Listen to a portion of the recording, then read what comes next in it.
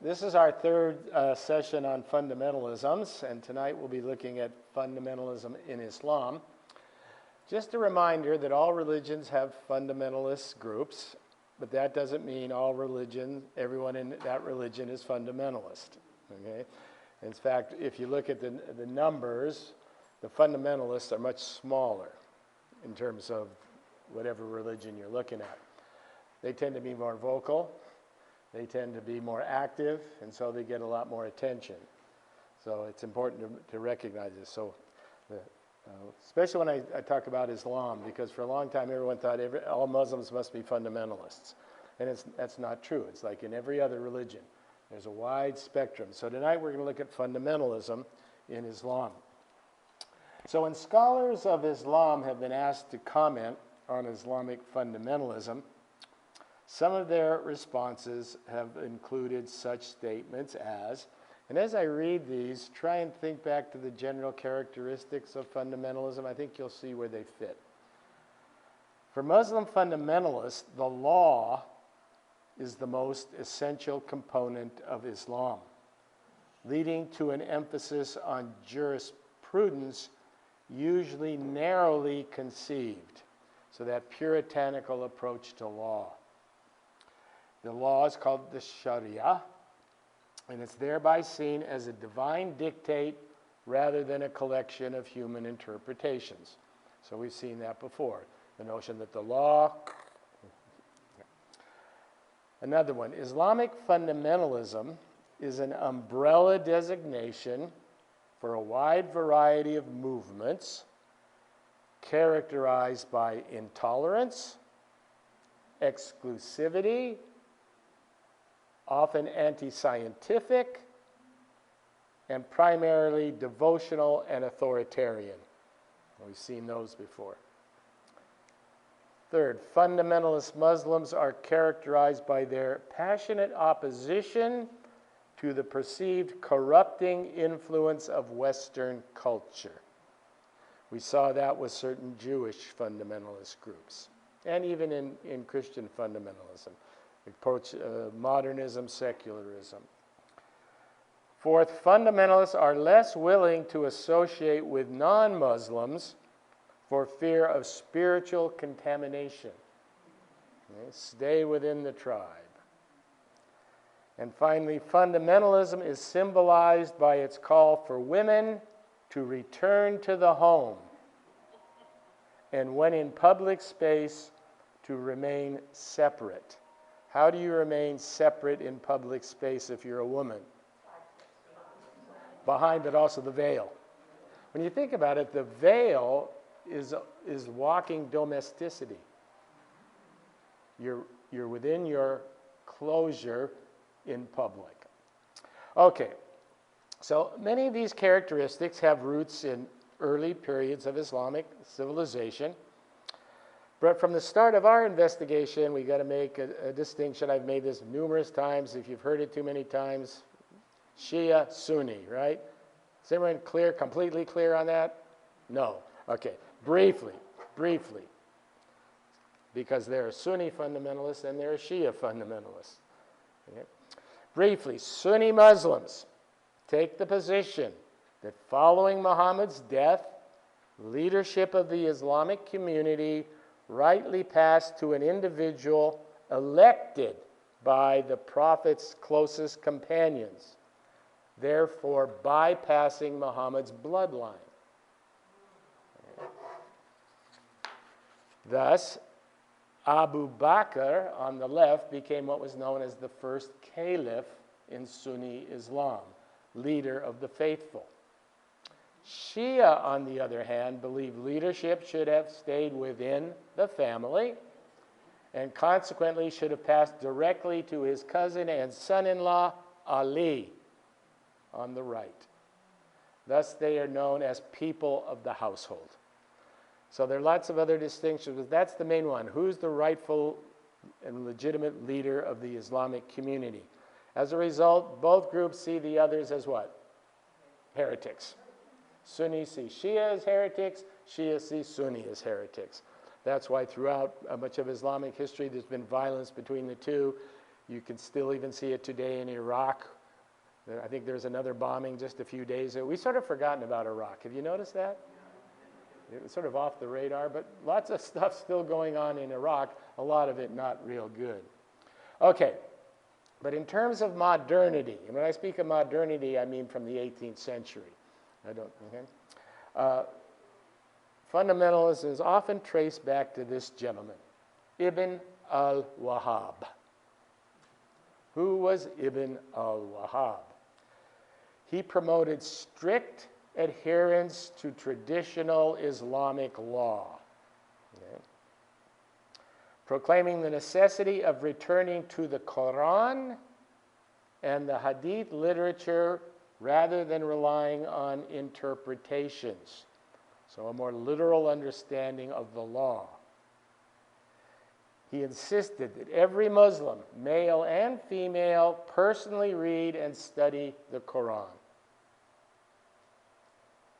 In so doing, and this will sound familiar, he called for the purification of Islam, which he believed had been infected both internally by Muslims doing things that were not in the Quran, which is called shirk or polytheism, and also externally by contact with European civilization, which had made them lax as regards the law. So he made a pilgrimage. Where would that have been? To Mecca. He studied for a period of time in both Mecca and Medina. Medina is the city 200 miles north, where the Prophet lived for much of his life. And then he returned to his home in Arabia, a place called Uyana, which is 30 miles north of Riyadh, in central Arabia. So he was from Arabia. He goes.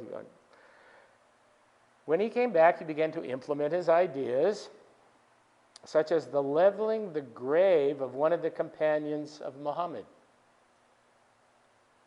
That companion had actually carried the Muslim standard and was a hero in several battles. He knocked his grave down. Why? What did the grave represent? An image.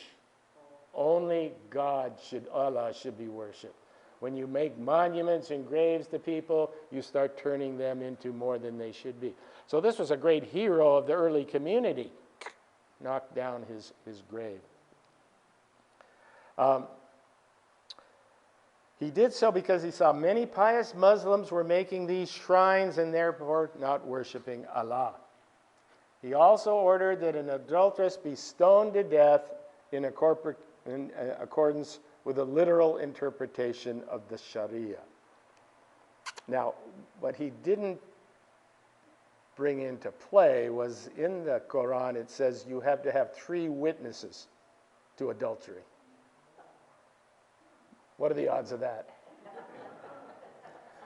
So, more liberal approaches say, he was saying, adultery is not good. It should have another punishment, but it's pretty hard to prove.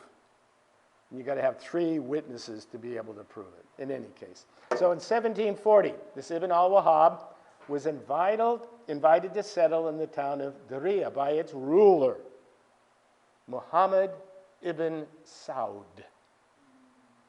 the Saud family, whose 2 brothers had been his students. So Ibn Saud's 2 brothers had been students of Wahhab. So they meet. In this meeting, Ibn Saud pledged to implement and enforce Ibn Wahhab's teachings, while Ibn Saud and his family would remain the temporal or political leaders of the movement. You can see the political, we've talked about this in certain Protestant Christian, the political leadership there'll be a marriage with the religious leadership. This is known as Wahhabi. If you've ever heard of Wahhabi Islam, it comes out of Saudi Arabia, one of the most conservative still existing today. It's named after Ibn Wahhab. And so in 1744, Ibn-Saud established the first Saudi state by purging the peninsula of heretical practices and deviations. So politically, his armies were conquering, and then he was enforcing Wahhab's version of Islam. The first state didn't last that long because it was conquered by the Ottomans. Okay? And for years, the Ottomans were overlords of all that area, Saudi Arabia, most of the Middle East. In fact, Ibn Saud's son, Abdullah bin Saud, was executed by the Ottomans. So the Saudis initially had a state, the Ottomans conquered it. But then what happens to the Ottoman Empire? It collapses as a result of World War I. When the British defeat it, the Ottomans give up much of their empire, and much of the Middle East is divided between the French and the British. So, and what remained of the British area was mainly Palestine, and the French had areas up in, which is today Syria, etc. So what happens? The Saudis return. The Saudis eventually return, establish a kingdom which today we know as Saudi Arabia. That was the origin of the Saudi state. There had been an earlier state. The Ottomans conquered them. When the Ottomans fall, the Saudis come back. And they stayed committed to the teachings of al-Wahhab even to today in what is known as Salafi Islam.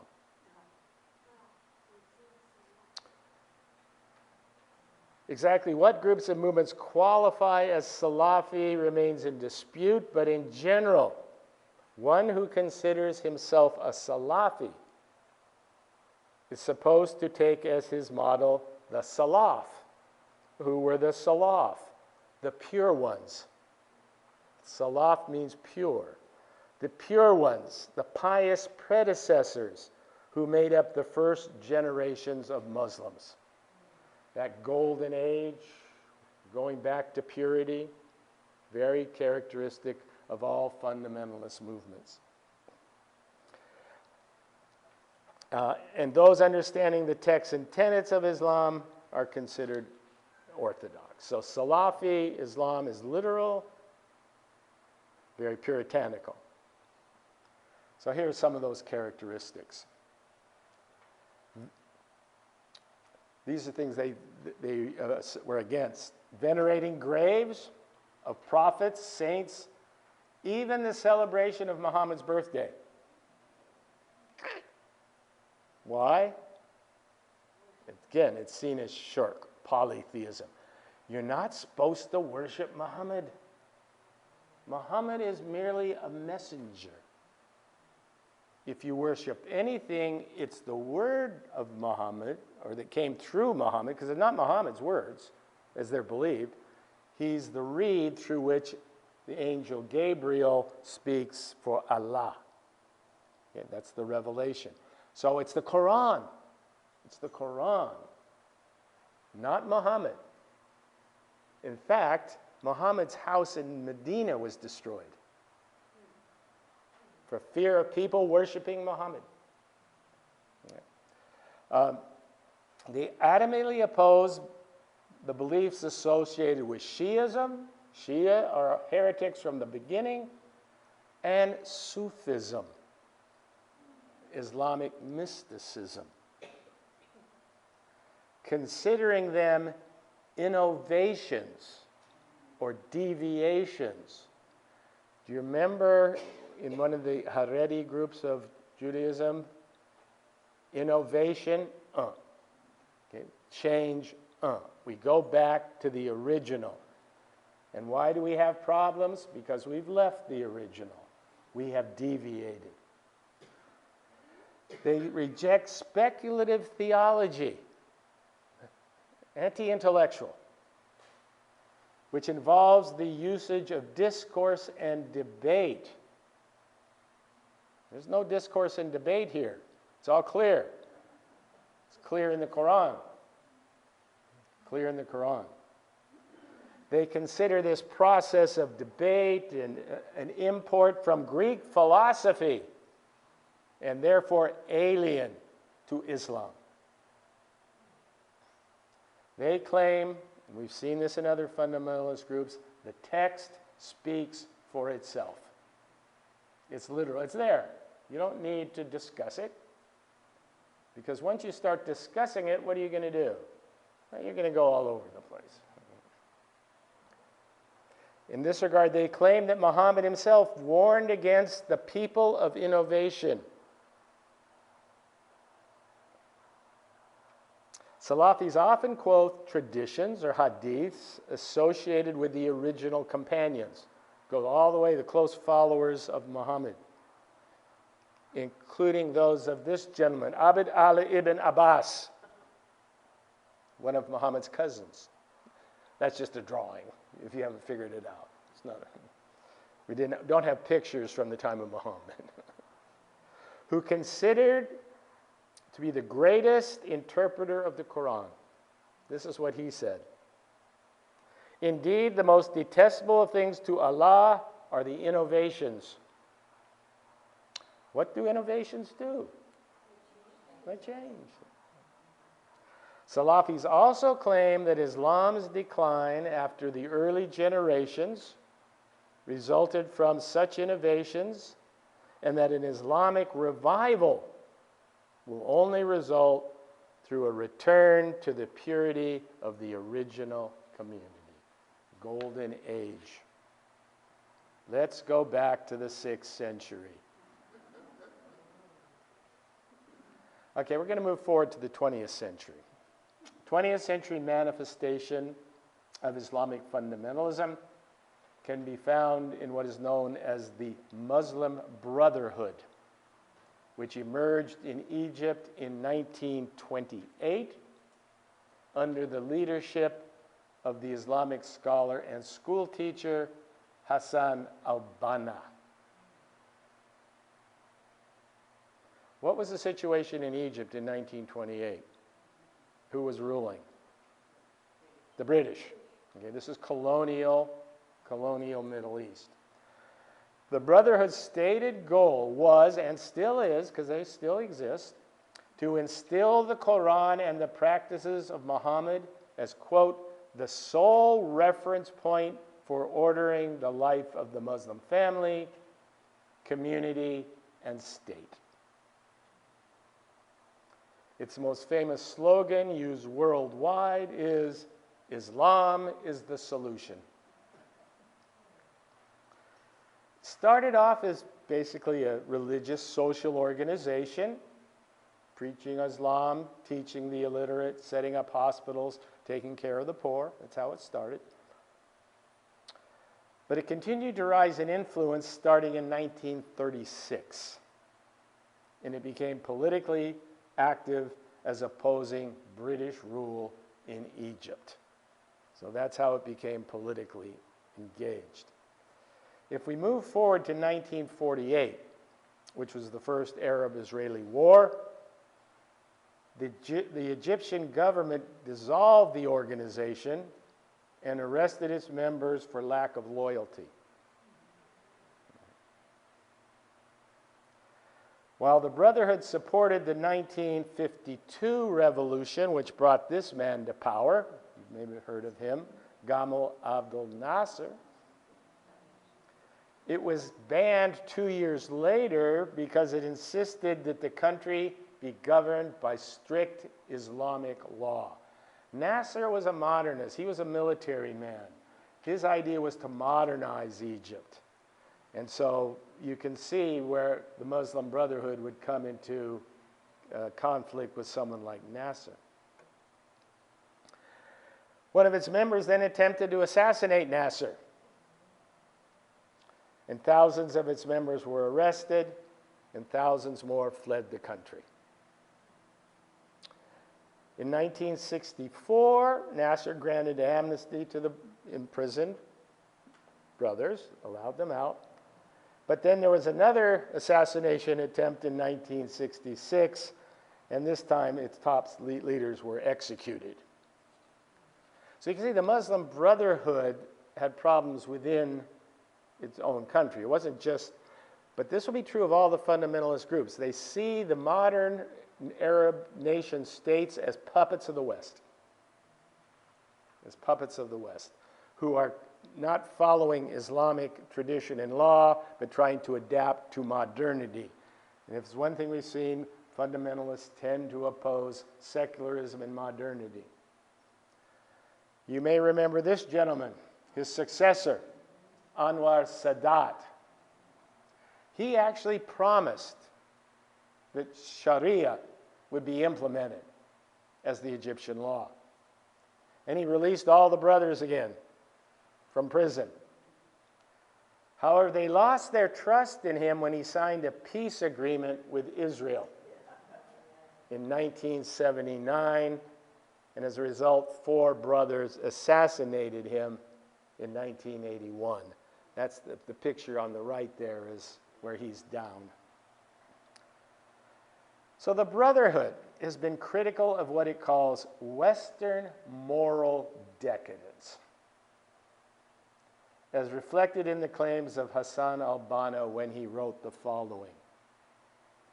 Just after the First World War, and during my stay in Cairo, a wave of atheism and lewdness engulfed Egypt. It started the devastation of religion and morality on the pretext of individual and intellectual freedom. Nothing could stop this storm. The West was engaged in a new crusade to destroy Islam by means of social corruption and unbelief.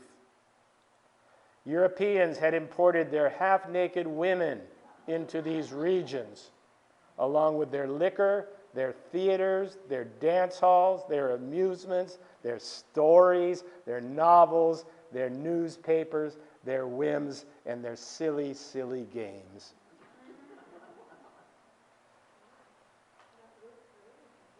You see, and those are all, to some degree, I mean, there's some truth in a lot of that, right? We see that when it's overdone, there's too much freedom. So the sentiment was also reflected by one of the movement's leading intellectuals. Here you see him on the left, and later you see him in jail, Sayyid Qutb. He visited the United States between 1948 and 1950 for higher studies in educational administration. On return to Egypt, he published an article entitled, "The America That I Have Seen," in which he was highly critical of such things as materialism, individual freedom, racism, over-enthusiasm for sports,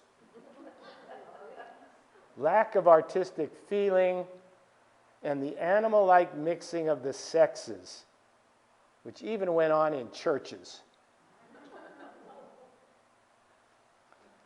This is reflected in this following passage that he wrote. This primitiveness can be seen in the spectacle of the fans as they follow a game of football or watch boxing matches or bloody, monstrous wrestling matches. This spectacle leaves no room for doubt as to the primitiveness of the feelings of those who are enamored with muscular strength and desire it. The American girl is well acquainted with her body's seductive capacity. She knows it lies in the face. Remember, that's interesting, the veil. And in expressive eyes and thirsty lips. She knows seductiveness lies in the round breasts, the full buttocks. You sort of wonder if he, the shapely thighs, sleek legs. She shows all this and does not hide it. They danced to the tunes of a gramophone, and the dance floor was replete with tapping feet, enticing legs, arms wrapped around waist, lips pressed to lips, chest pressed to chest. The atmosphere was full of desire. The American is primitive in his artistic taste, both in what he enjoys as art and in his own artistic works. Jazz music is his music of choice. The American's intoxication in jazz music does not reach its full completion until the music is accompanied by singing that is just as coarse and as obnoxious as the music itself. Meanwhile, the noise of the instruments, the voices mount, it rings in the ears to an unbearable degree. The agitation of the multitude increases, the voices of approval mount, and their palms ring out in vehement, continual applause. So that was his experience of the West. So following the Egyptian revolution of 2011, you remember this? It was called the Arab Spring. And the fall of President Mubarak, an army man, the Brotherhood was legalized and was at first very successful in dominating the 2011 election and winning the presidency. You may remember, Mohammed Morsi won the presidency, and he was a member of the Muslim Brotherhood. However, a year later, a military coup overthrew Morsi. See, the problem the Muslim Brotherhood had is they could never get the military on their side. If you look at the history of the Egyptian military, they're quite secular Muslim. Nasser was a secular Muslim. Sadat, Mubarak. And so if you don't have the military behind you, it's very hard to rule. And of course, the military can bring off a coup quite easily, which they did. And then they cracked down again on the Brotherhood. On March 24th, 2014, the Egyptian court sentenced 525 members of the Brotherhood to death. An act described by Amnesty International, who isn't really favorable to fundamentalism, but still, the largest single batch of simultaneous death sentences we've seen in recent years. Did they become martyrs? Yeah, they become martyrs. Yeah, it's generally not a good thing to execute your enemy. They become martyrs. Yeah, they become martyrs. Morsi was sentenced to death May 16, 2015, along with 120 others. Egyptian state television announced on June 17th that he had collapsed during a court hearing on espionage charges at Cairo's Tora prison. Died suddenly, reportedly of a heart attack. His final words were a verse from a poem that read, "My country is dear even if it oppressed me, and my people are honorable even if they were unjust to me." He's buried in Cairo alongside other members of the Brotherhood. So that's the Muslim Brotherhood. They're at the moment, they've been suppressed in Egypt. But they're always underground, if you want to look at it that way. They're always there. When they're underground politically, they tend to do a lot of work in the poor Cairo slums. They do good work in that sense, and that's how they get many of their followers. They often do more than the government does in terms of feeding people, etc. If you've ever seen the Cairo slums, they're massive. They're massive. Okay. Other well-known fundamentalist groups within Sunni Islam. I'm just going to briefly go over some of these. They basically have many of the same characteristics. The Taliban, you probably know them, in Afghanistan, as well as extremist jihadists such as Al-Qaeda, ISIS, and Hamas. You've probably seen all of these groups somewhere in the news. The Taliban emerged victorious in Afghanistan after the Soviet withdrawal. Remember, the Soviets were in Afghanistan fighting to maintain a Marxist government there. They failed. The Taliban and other revolutionaries supported by U.S. funds and equipment drove the Soviets out. And then the Taliban took over. And then 9/11 happened, and they were driven out of power because al-Qaeda had been able to have a camp there, and al-Qaeda was seen to be responsible for the coming down of the towers on 9/11. They are known for their harsh version of the Sharia, harsh version of Islamic law, extreme views related to the seclusion of women. This actually goes back way pre-Islamic. This goes back to pre-Islamic Afghan tribal society. Okay, it's always been this way. Even Islam tried to temper it a bit, but not very successful. A recent UN statement in this regard reads, in recent months, you may have seen these on the news, violations of women's and girls' fundamental rights and freedoms in Afghanistan, already the most severe and unacceptable in the world, have sharply increased. While girls remain excluded from secondary education, women have been further stopped from entering public places such as parks and gyms. In at least one region, young women were recently blocked from entering their university. Just a couple months ago, that's completely done now. Banning women's access to park also denies children the opportunity for leisure and exercise and their right to engage in play and recreational activities. If your mom can't take you to the park, you're not going because your dad isn't going to do it. That's not his role. It's not his role. Confining women to their homes is tantamount to imprisonment and is likely leading to increased levels of domestic violence and mental health challenges. Afghanistan's a mess. We were in a really difficult situation there. No one has ever won in Afghanistan. British lost, Russians lost. We decided we could stay, but we would never change anything really.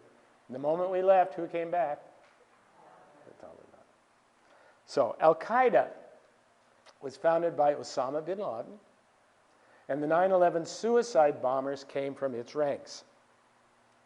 This is the manifesto of al-Qaeda. Every principle needs a vanguard to carry it forward, and while focusing its way into society, puts up with heavy tasks and enormous sacrifices. There is no ideology, neither earthly nor heavenly, that does not require such a vanguard that gives everything it possesses in order to achieve victory, including suicide bombing. It carries the flag all along the sheer, endless, and difficult path until it reaches its destination in the reality of life, since Allah has destined that it should make it and manifest itself. Al-Qaeda constitutes the vanguard for the expected society. Most of these Sunni fundamentalist groups have a vision of the future in which Islam will be victorious, in which the caliphate will be recovered. The caliphate ended when the Ottoman Empire ended. That was the last caliphate, and the caliphate was equivalent to the Vatican. Okay? What the Vatican is for Catholics, the caliphate is for Muslims. It was the center, politically, of the Muslim world. It ended. So all these various fundamentalist groups have tended to want to reestablish it. That's this vanguard movement. ISIS, you've probably heard of ISIS, the Islamic State in Iraq and Syria, emerged from the chaos that was post-invasion Iraq, and at one time controlled vast amounts of territory in those countries, northern Iraq and Syria. They claimed they were establishing a new caliphate, which Western powers had dismantled following World War I. They've been more or less defeated in the last 5 to 10 years, but still, they're around. They're around. And these groups can always come back.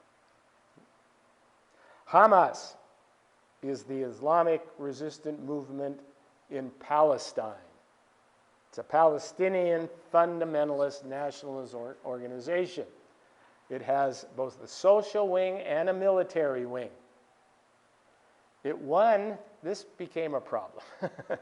It won the 2006 Palestinian legislative election and became the de facto governing of the Gaza Strip.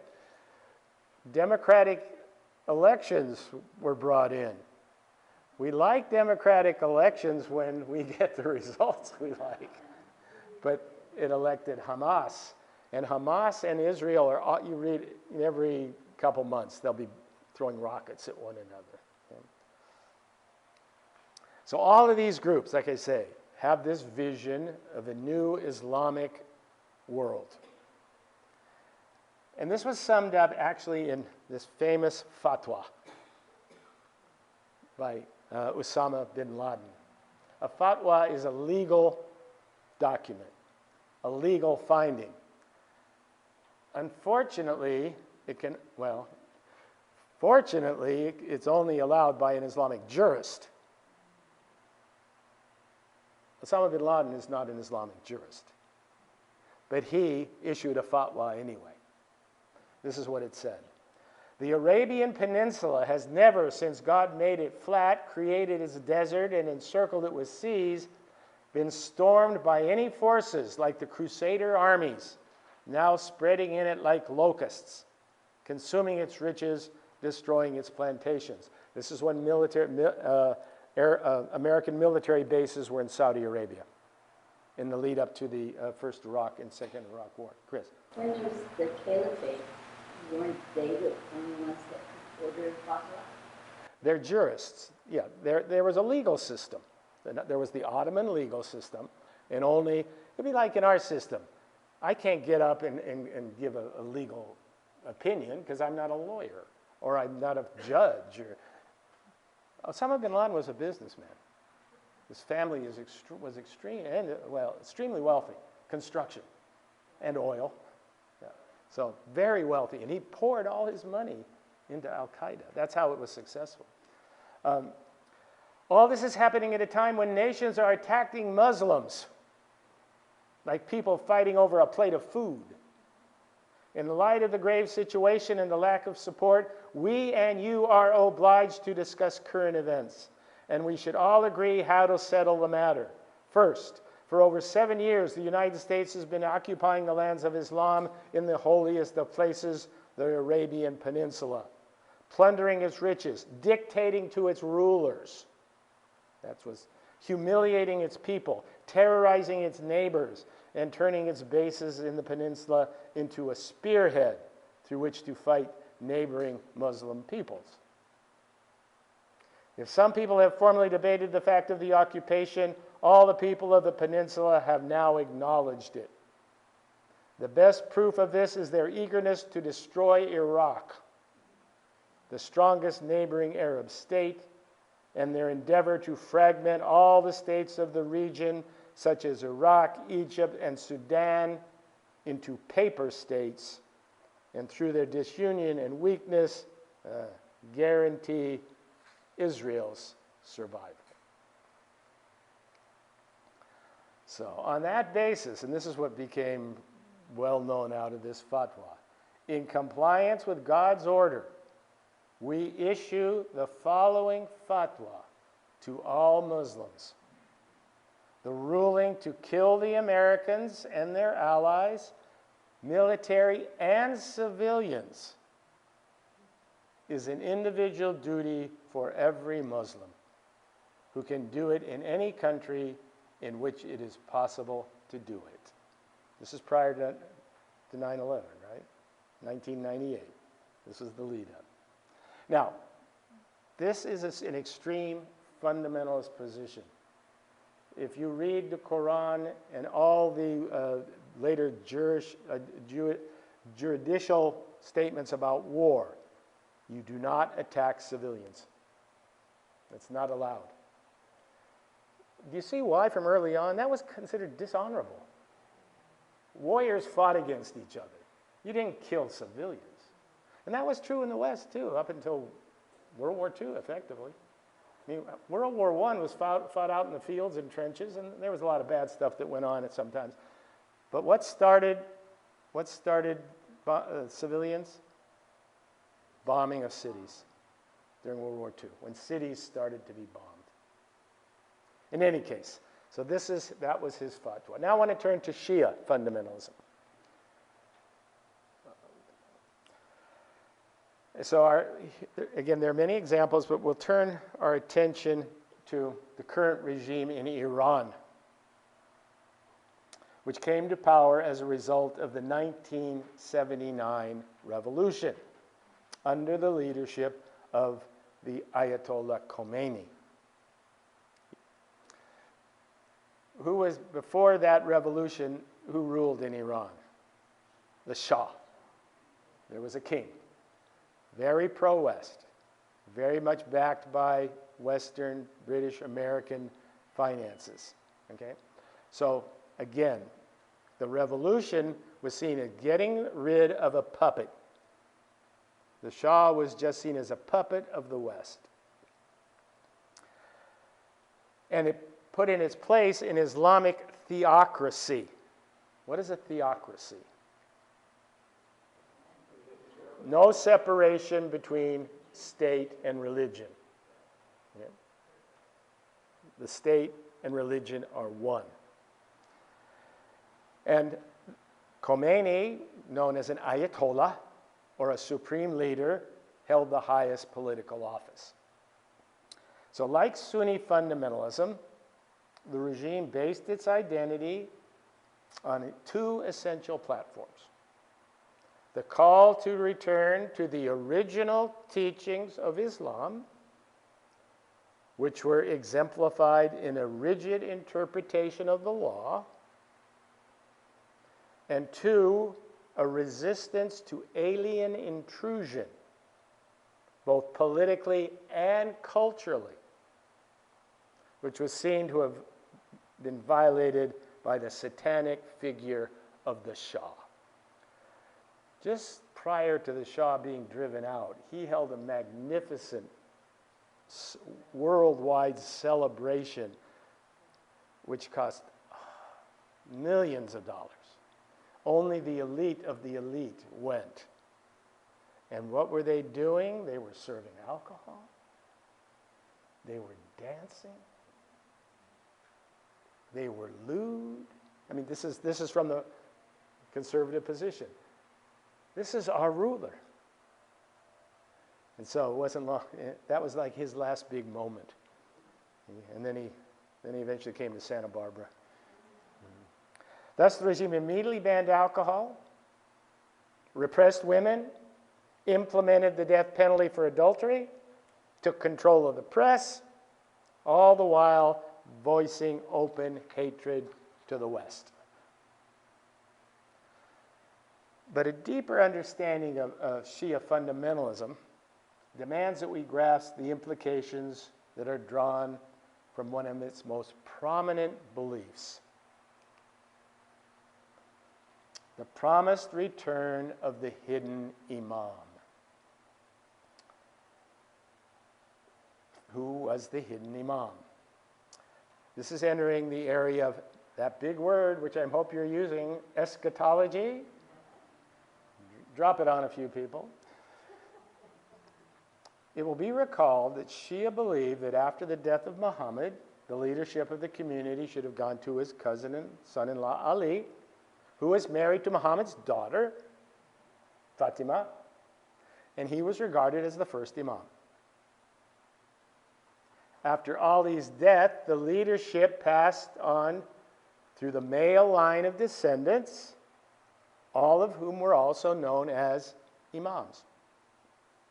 There were 11 such imams. The last died as a young boy in the 9th century in the Golden Mosque at Samarra. That's it. You may have recalled that was the mosque that was bombed by the Sunnis in Iraq and led to great inner-Sunni-Shia strife.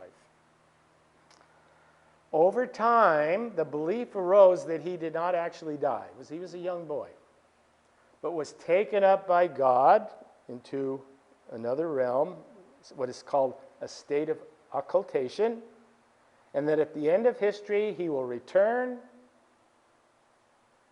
take up his rightful leadership of the community, confront the forces of darkness, and return righteousness to the world. Something similar to the Messiah in Judaism or the return of Jesus in Christianity. What this meant traditionally in Shia history was that all political power was essentially viewed as illegitimate. The only legitimate power is held by the Imam, and he's in occultation, but he will come back. In the meantime, the leaders, the Ayatollahs, were known as the guardians. The guardians. And for quite a while, they remained aloof from political affairs. We've seen this in a lot of fundamentalist groups. Initially, they remain aloof. But as times change and conditions change, they become involved. What made Khomeini's revolution interesting is that he violated this removal notion. If you went to, even in Iran or Iraq before this time, there'd be the political leader, and then the Ayatollah would be in seclusion somewhere in a holy city. You would send someone there if you wanted some advice, but he never came out. He was sort of reacting like the hidden imam himself. Okay, and this notion of things being hidden, very powerful, especially in Shia Islam, being hidden. There's an aversion to sometimes things being overt. Overt is callous. It's gross. Hidden, subtle. In any case, so they had, and they formed this, what we call the theoretic Republic of Iran, the theocratic Republic of Iran. They see themselves as setting the stage for the Imam's return, which has to begin with, this, we saw this similar in Judaism, the purification of Islam itself. The Imam will not return until there is purification. This has been done through what is known as the guidance patrol, or morality police. It enforces the Sharia. It was formed in 2005 and reported straight back to the supreme leader. It was done away in 2022. Do you remember why? This young lady, Masha Amini, was killed for not wearing her hijab. She was taken into police custody and she died. There were big protests across the country. I was coming home from Nepal, and I was sitting next to a young American Iranian woman who was coming back from Iran. She was saying, this might be the change. Hasn't happened. Hasn't happened. Okay. So there's this claim that the hidden imam will return, but the authorities tend to say it will happen down the line. This often happens. He will come eventually, and which word is emphasized? Eventually. Okay. When will the imam return? Soon, but not too soon. The only person who felt that, and we'll end with this, he would return pretty soon, was this gentleman. Remember him? He was president, not supreme leader. I don't want to go into the whole political system. But he was a strong believer in the return of the hidden imam.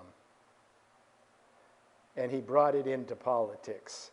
Somewhat similar to how many people believed that Jesus would return at the millennium, and that would be the start of things, yes. This is what he stated in one of his late speeches, and he's still around. He's still around. The Imam Mahdi, that's the hidden imam, is in charge of the world. And we see his hand directing all the affairs of the country. We must solve Iran's eternal problems as quickly as possible. Why? That's what's required for his return. Time is lacking.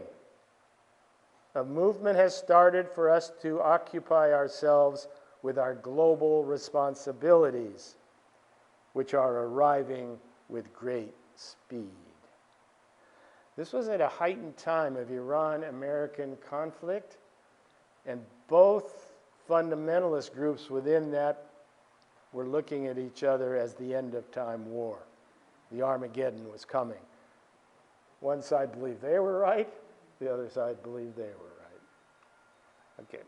Okay, so that sort of ends us. Now, again, I want to assert this is fundamentalist Islam. This is not Islam in general. Islam has a billion followers. It's a very large religion. Large majority are moderate to conservative, more conservative than, okay, but not fundamentalist. The fundamentalists get the attention because they're willing to act. They have an agenda. I have many Muslim friends. You know, all they want is to have a family, raise their kids, get a good education. You know, they're like people everywhere. You know, they have their own religious beliefs, but they're not going to. They don't want to shove it down. But they don't have this notion of Islam conquering the world. The fundamentalists do, and it may well go back to the problem at the end of World War I, when the caliphate dissolved, when Sunni Islam's one major political area collapsed. I mean, try and imagine what it would be like for Catholics if the Vatican collapsed and the Pope was no longer around.